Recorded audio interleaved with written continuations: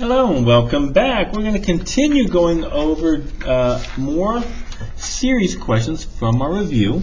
So in question number 7, it's asking us to find the Taylor polynomial of order 3. So I'm thinking it's talking about degree 3 here.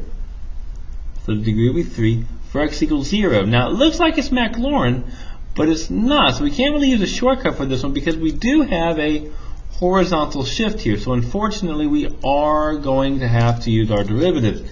Now the one thing I want to point out the most though is it says that this is a Taylor polynomial.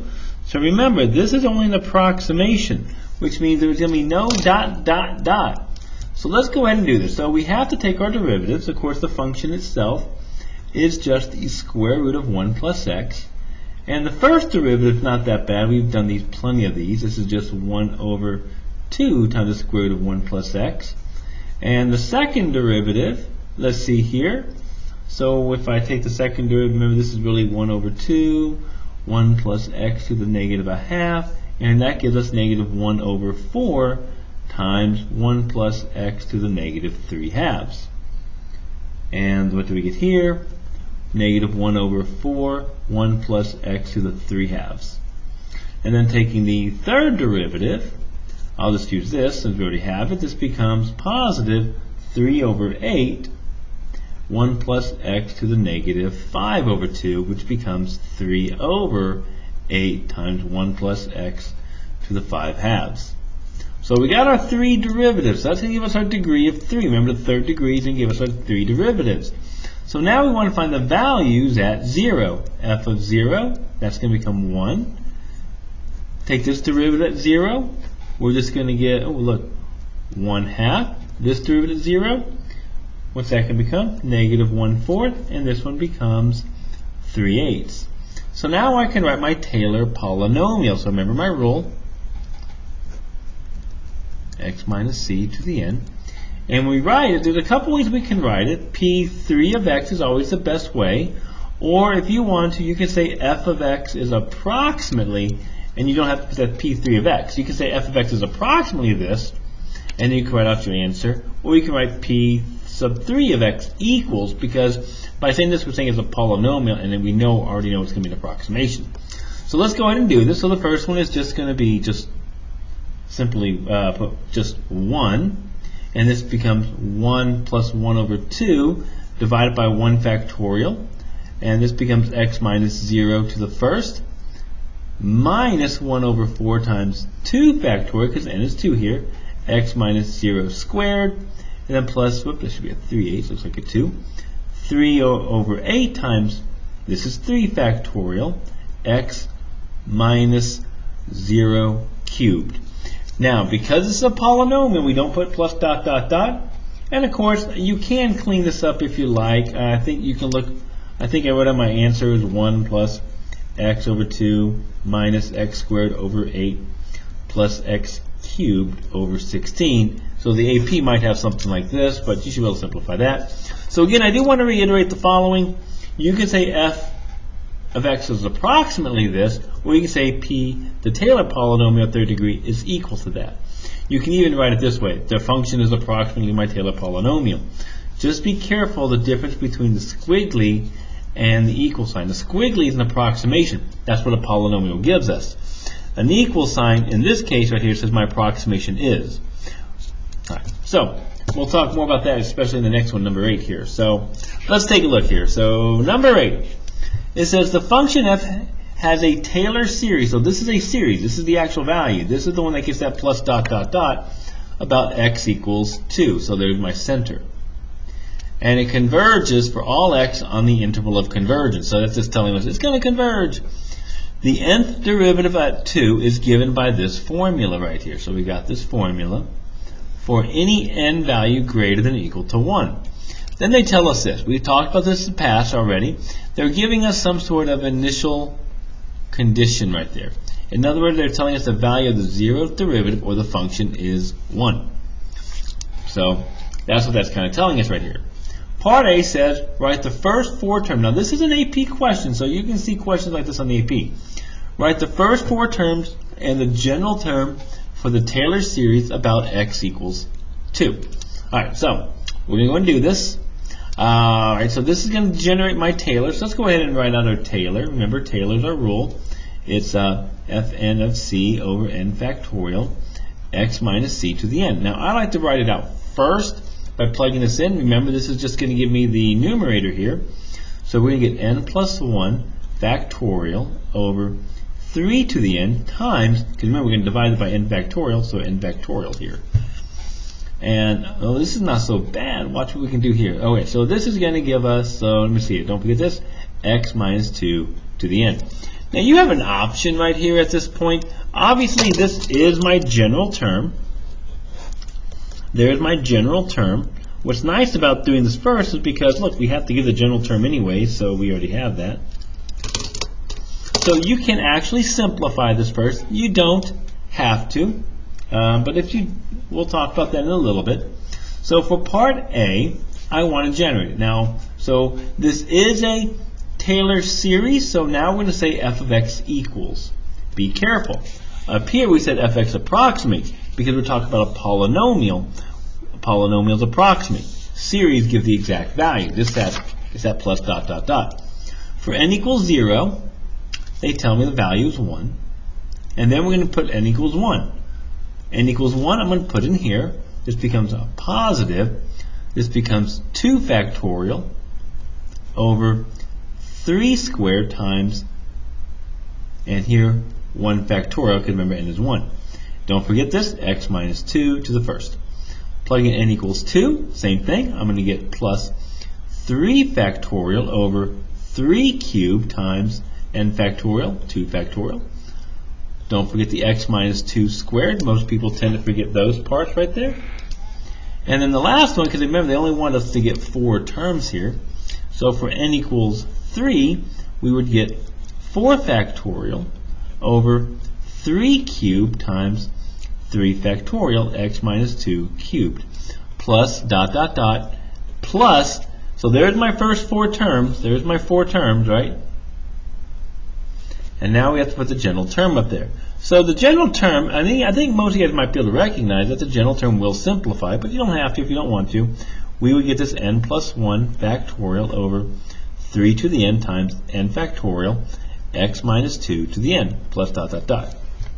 And there's my general term. Now, you can clean this up quite a bit. 1 plus, notice, these all just can cancel out there. 2 over 3 x minus 2 plus the 2 factorial and the 3 factorial cancel out, makes it a 3. 3 over 27 becomes, so that 3 over 27, now I don't really know what that is. I don't know what that is, I'll just leave it. 3 over 27 or 1/9 is what it is. X minus 2 squared plus, again, I can factor here. That's it, cancel it, it becomes a 4. 4 over, oh no, nobody knows what 3 cubed is. Well, that should be 20, oh my gosh, that should be 3 squared. There we go, that's what it was. That should be 3/9. There we go, 4 over 27. There we go. X minus 2, which is why I never simplify.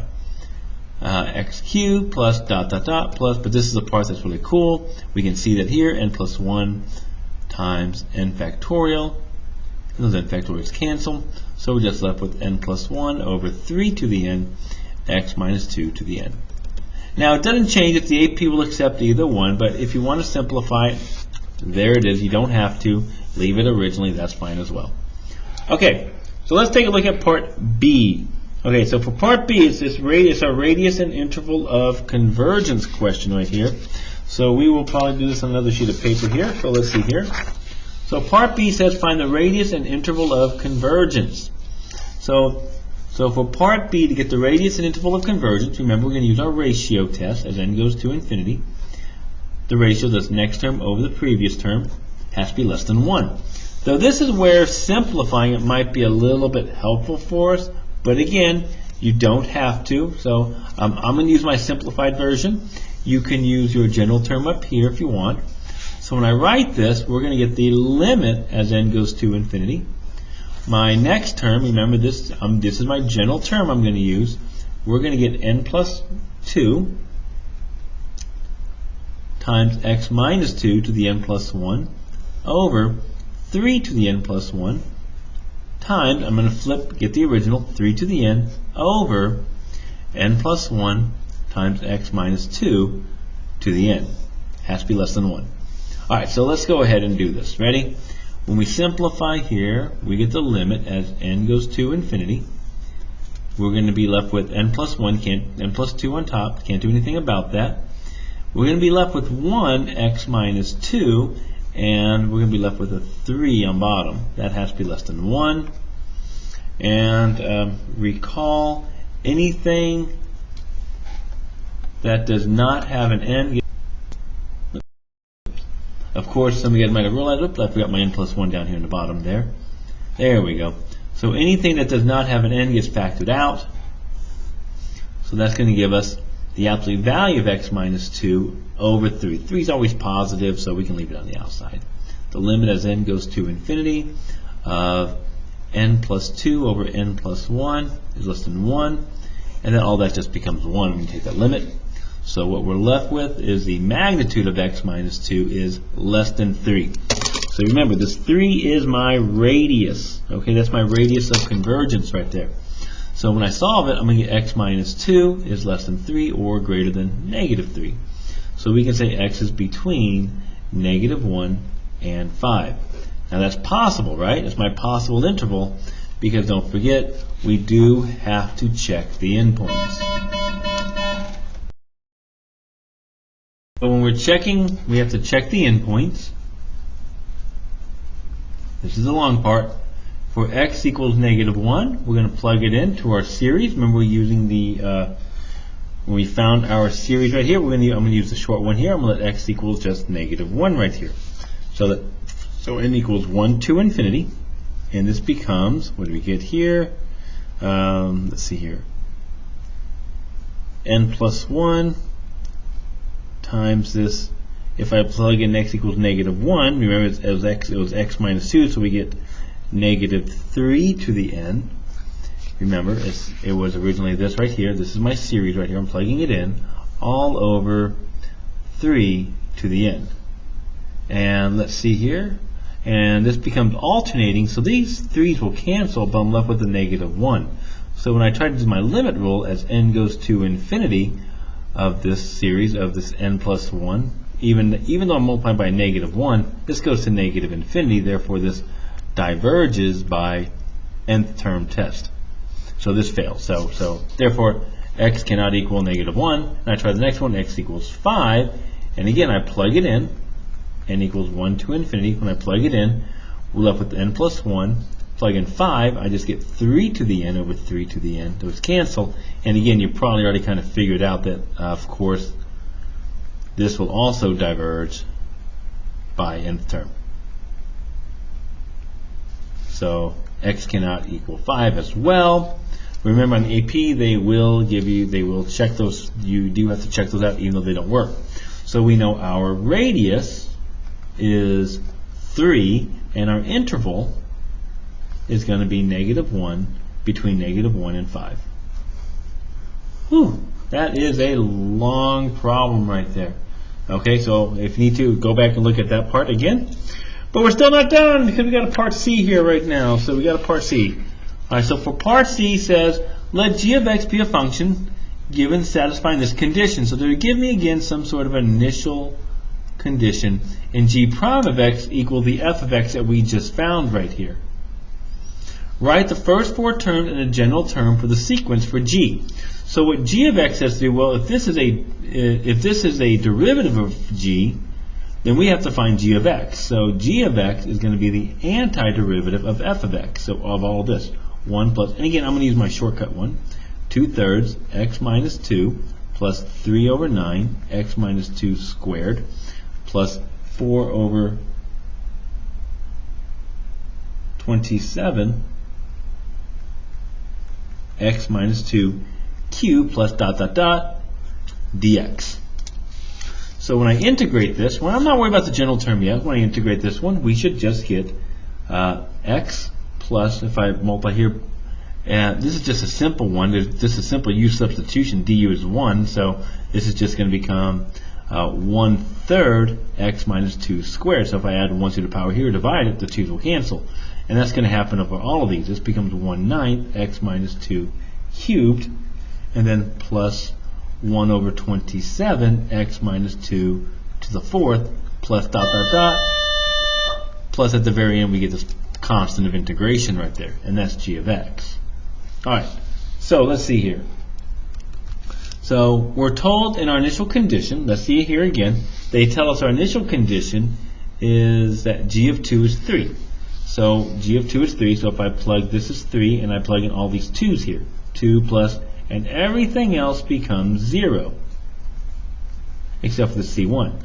Therefore c1 is, of course, just going to equal 1, and my function g of x is now going to be this 1 plus 1/3 x minus 2 squared plus 1/9 x minus 2 cubed plus 1 over 27 x minus 2 to the 4th plus dot dot dot. So there's my first 4 terms, and now we get the general term, and it's not too hard. This is just going to become what? What's that going to become? Let's see here. We're going to have on top, we're going to have this x minus 2. Remember, this is 0, 1. So this is just going to become n minus, or n plus 1, right? N equals 0, n equals 1, that becomes a 2, n equals 2, that becomes a 3, and the bottom becomes 3 to the n. N equals 0, n equals 1, n equals 2, n equals 3. So the bottom is just 3 to the n plus dot dot dot. Alright. Pretty easy to do. Right, so I hope you guys enjoyed this little video right here. One more question. Whoops, sorry about that. D. Does the Taylor series in part C converge for x equals -2? And the answer is no, because remember for part B. For part B, we said the interval has to be from -1 to 5. Well, that's going to be true for its antiderivative as well. So the answer here is going to be no. And that's the reason is because our interval is still between -1 and 5. Alright, so I hope you enjoyed this video. I'll see y'all later. Bye-bye.